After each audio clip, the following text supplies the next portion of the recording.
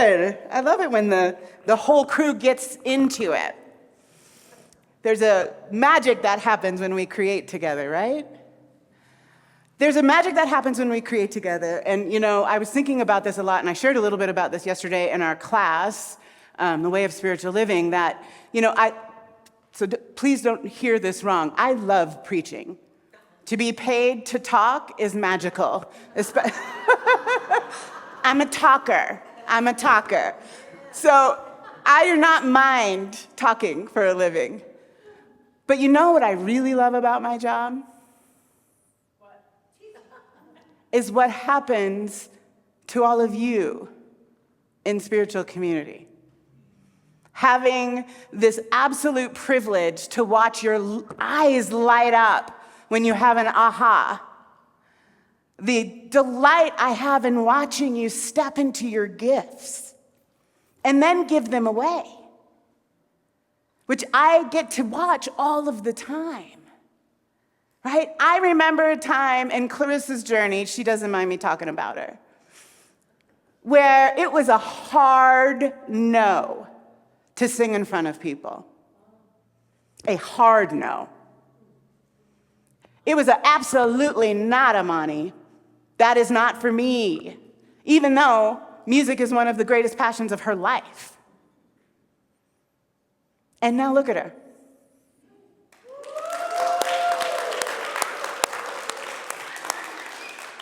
Right? All of the practitioners that I get the delight of supporting and mentoring, who then find their way onto this stage, and many of whom also said, it is a hard no. I don't speak in front of people. A microphone? I'm sorry, what? I don't get on microphones. I don't pray out loud. How many of you have an idea in your mind that I don't pray out loud. Other people may pray out loud. I am not a pray out loud person. Many of the practitioners began their studies. They were not pray out loud people. Now they're praying on microphones. It is my great delight to watch what happens when relationships bud and blossom. And all of the things that I get to hear about, I was at so-and-so's for dinner, or so-and-so needed a ride to the doctor, or, we all got together the other night and we, talked about so-and-so's hard time and we were able to pray and support. That's the magic. It's what's happening outside of this 20 minutes on Sunday that is making life change possible for community members. It's happening at the snack table afterwards, right? It's happening in the phone numbers shared and the rides given. It's happening in our groups and in our classes. It's happening between prayer partners. That's where the life change happens. That's where transformation becomes possible. Because wisdom, and there may be some wisdom I say on occasion, but wisdom is not transmitted. It's lived. It is taking the teachings and the texts and the ideas and the words and bringing them to life as our lives. I'm going to tell on Lucas. Lucas and I live on the same land. And Lucas was looking for this epic experience this weekend because he's born again. He's having this new moment in life. And he went to the waterfalls and the river was dry. And then he went to this other place to get into a natural body of water, and it was dry. And then he came home and was like, I'm just going to run through the sprinkler and have my moment.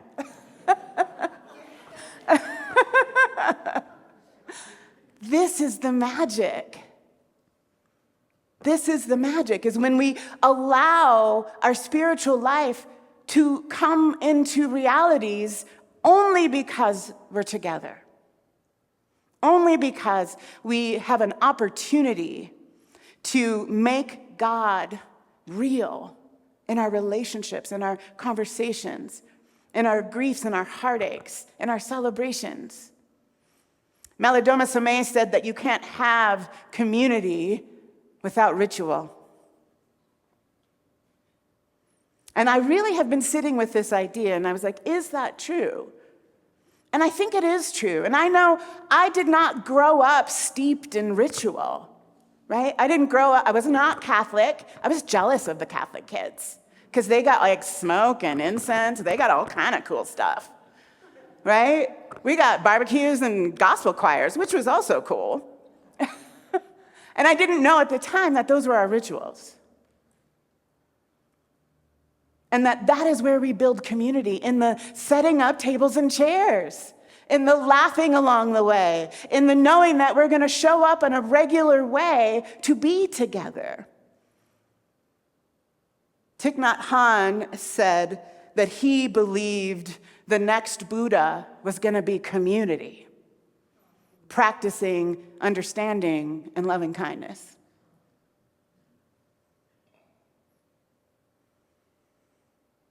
In our work this month, we've been talking a lot about why community is so important. And I just want to bring another perspective to that is also from the Mia Birdsong book. She got to sit with Ruby Sales, who is a very famous community activist and works a lot in rural communities, who was saying to her, to Mia, it is in community and in relationship with others that we locate a self that we can never find being isolated. It is in community that we locate a self. We talk a lot about, I see the face of God in you, and I see the face of God in you, and I see the face of God in you, and we're out here like championing compassion and kindness and diversity and welcoming, all of which is important work. But it is in community that you locate yourself. The self that thought she would never get on stage and sing in front of people. The self that discovered I pray out loud like a boss. The self that decided it could show up and be honest about the struggle in their lives and allow themselves to be loved in that. The self that discovers in a tangible way their divinity.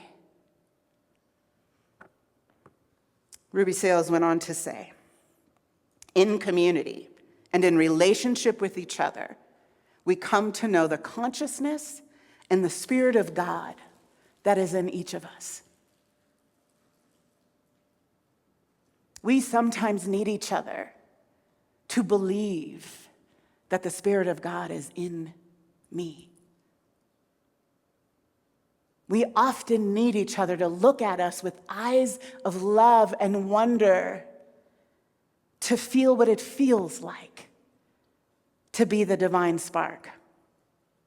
We need each other to rub up against and behave badly and be loved anyways. In trauma work, one of the things that they've discovered in research, that one of the biggest impacts in healing and recovery from a traumatic experience is a corrective experience. A corrective experience meaning when you expect that community is going to be a place of harm, you then get to step into community and find it to be a place of love. That is a corrective experience. When you ask for help and you expect that no one will show up for you, a corrective experience is you ask for help and allow someone to show up for you. And they do. How do you imagine we have corrective experiences in isolation? Guarded and protected. Unwilling to risk vulnerability. If we really want to find what it means to be whole, to be divine, to be our holy and true and natural self, we have to be willing to be in relationship and to do it with vulnerability, with honesty and authenticity, and with responsibility. Right? Responsibility to be willing to be the place of reciprocity. The responsibility to show up as the life of God. Which means you must be willing to change your mind about who you think you are. You must be willing to change your mind about who you think we are. Yes?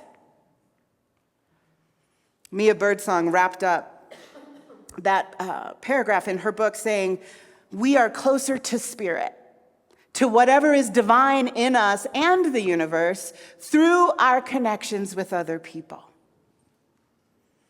We are closer to spirit and to whatever is divine. We don't even have to know what it is.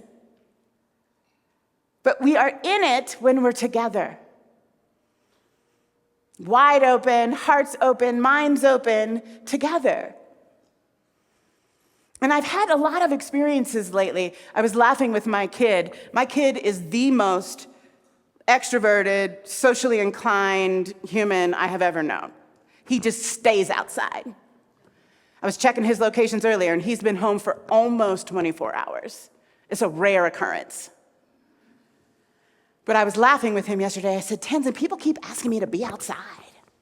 Like, a lot of people keep asking me to be outside. I've just been outside." He was like, "Yeah, you're my mom." But in these experiences where I have been outside, and that's a phrase that just means you're out. You're out in the world, you're out at a social setting, you're out doing something. And recently I've been in some settings where I have been blown away with the power of God that shows up when we come together with intention. A friend of mine who's been struggling with some really tough health challenges asked for a healing ceremony. And so a few of us got together to do that for her. And we come from different faith traditions and different practices, so there was no plan. We just knew we were showing up because Atava asked for healing. And so we go into our time together, and everyone in the process, and again, it was just a few of us, just showed up whole and willing and offered what we could in the moment to our friend who was in pain. And when I tell you the way that God showed up in that, with my hands lighting up with heat and quite literally bright red with energy, where I could hear the ancestors laughing, where I could hear Spirit guiding every step of our process together, delighted that we had come together for our friend, to listen to my friend play the flute and know that that flute was rearranging her biology. And I recognized that in that moment, because after we were done, I really was contemplating. I was like, what was the power of that? It wasn't magic. The power of that was love, trust, intention, so that the presence of the Holy Blessed One could arrive powerfully, palpably, tangibly amongst us. And as I continued to think about that over these many days and since the moment, what I realized was happening, which is like, duh, how many times have you guys heard me teach about the nature of the energy bodies and spirit as energy, and when we come together, the amplification that can happen, right? I've talked about that a lot, that we amplify when we're together. So then I had to nerd out a little bit on like, what is that though? What's the science of amplification? And the science of amplification is that there is a need for the little spark, the spark of the divine, the spark that comes in needs to be amplified so that it can be heard or seen or experienced in a greater way. And so there are things that can do that, transistors. Think about this when you've been in collective experiences because you're together, it just feels giant, right? Concerts, I'm thinking of Tony. Like when we are in these collective experiences that just amplify the energy. But the spark of energy that each one of us brings is that input that then becomes the output. But the other thing I learned about amplification is that the amplifier doesn't make energy. There needs to be an external power source. So you have to be plugged in order to amplify. Yes? And then I got to thinking about groupthink, and I got nervous about this whole part of my talk because I was like, ooh, we could amplify some terrible things. And we do, right? So I got to thinking about, okay, there's this process that happens in sound amplification where the sound gets distorted if the amplifier can't handle the signal. Right? You've heard it. Sometimes when that feedback happens, or suddenly the bass woofer in your car sounds terrible. It's because it's been blown. It couldn't handle the signal. So the way that gets remedied is they link amplifiers, transistors, in a chain. So each one of those can take a bit of the energy and smooth it out so that there's a clear signal moving through. Yes? You hear what I'm saying? It is up to us to be plugged in, but we cannot carry the divine on our own. It's too big. We can't be isolated and receptive, and the way that the signal, the spark of the divine that is in me that can grow into an amplified, meaningful, impactful energy for the world around me, for my circles of influence, for my beloveds, for my family, for my neighborhood, for my community. I can't do it alone. I'll blow the channel. But I can do it better and bigger and more meaningful in community, in connection, in relationship. Magic can happen when we do that. When we decide to be chains in each other's stories, to be receptors and givers. The magic that is possible when we do that, plugged into spirit, plugged into source. That's where healing and change and transformation really come into being. So some of the ways you can do that in your life is to be willing to begin to get into circle, right? To circle up, to chain yourself with people who want to amplify the love of God. And there are a bunch of ways you can do that. You can do that right here in this community. You can host a spirit circle. You can take a class. You can come set up tables. You can see Tony and join the council. There are countless ways you can do it just here. You can go start soul friendships in your life. You can deepen the intention inside of your romantic relationship with your kids. You can get into these intentional places where we decide, I'm going to help hold energy with you, and you're going to help hold energy with me. And we're going to lift each other up into a higher vibration. Because we're willing to. We're brave enough to show up honestly. And we're willing to come together even when it seems hard or messy. We are all amplifiers of this love if we so choose to be. Yes? Are we a yes? Yes. Amen.